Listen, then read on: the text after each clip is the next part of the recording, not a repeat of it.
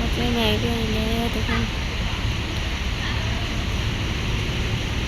สวัสดีปาลุงสวัสดีทุกคนมาเชโนแล้วเชโนแล้วคิวเชโนแล้วตอนนี้อยู่ปั๊มปตทแล้วทุกคนตอนนี้เวลาอยู่4 โมงเอามาฮอดเด้อ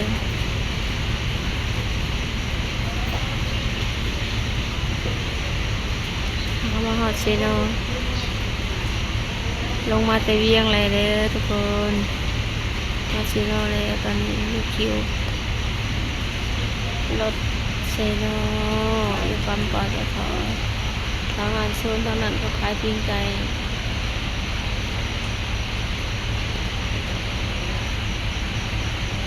ไม่ให้ขายปิ้งไก่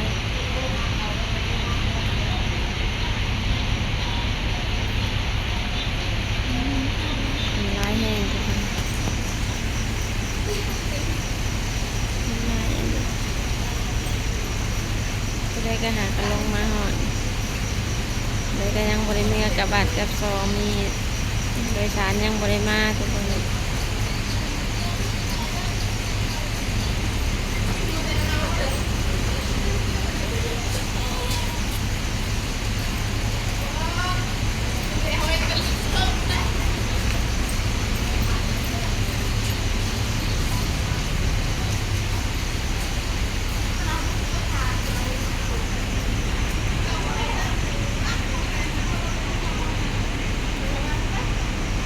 แล้วก็ยังหักลงมาลงรถมาหนักอะไรก็ยังบริเมียทุกคนเนี่ย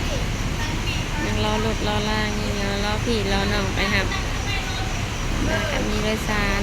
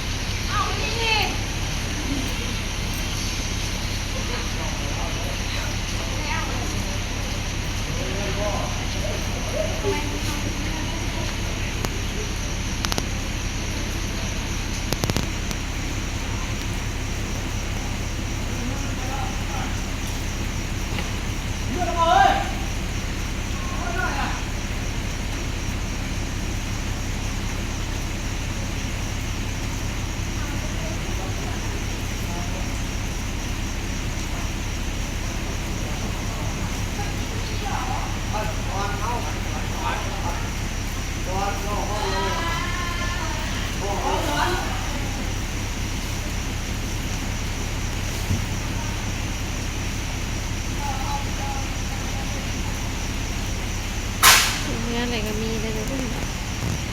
ลายอยู่มาทางรถมาทางลานลงมาจากรถเมย์ก็ยังบ่ได้ผู้ใดก็มีโดยสารกันเลยเนี่ยผู้ใดยังบ่มีกระทานผู้ใดมีพี่มีน้องมาหาผู้ใดอยู่ ปตทเด้ตอนนี้อยู่คิวเซโนหลังจากลงมาเตเวียงก็หอดเซโนแล้ว4 โมงเลย4 โมงเช้าเลยทุกคน4 โมงเช้าตอนนี้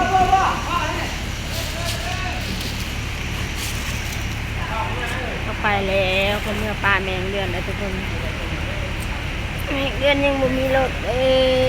ยังถ่ายดิสานมาแต่บ้านอยู่ทุกคนสวยคนละแมงเดือนเสร็จเนี่ย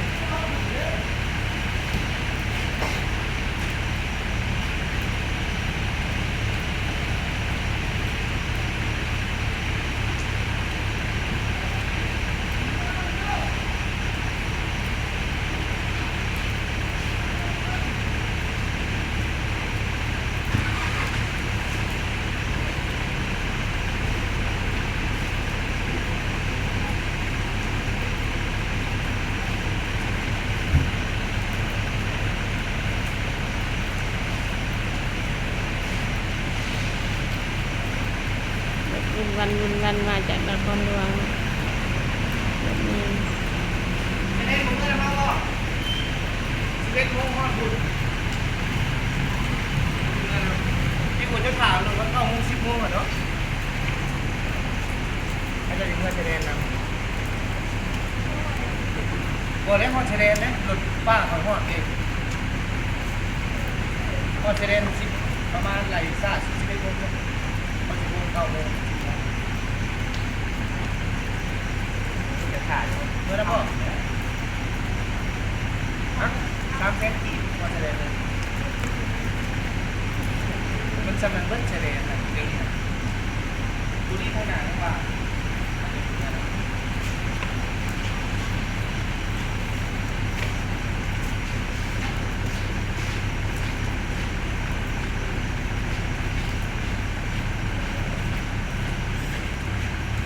เนี่ยเดินพอล้ำลาไปก่อนขอจิบคลิปเพียงแค่นี้ไปเจออีกทีต่อไปเลยทุกคนสบายดีนี่คือปตทตอนนี้ค่ะก็มาฮอนด้วยทุกคน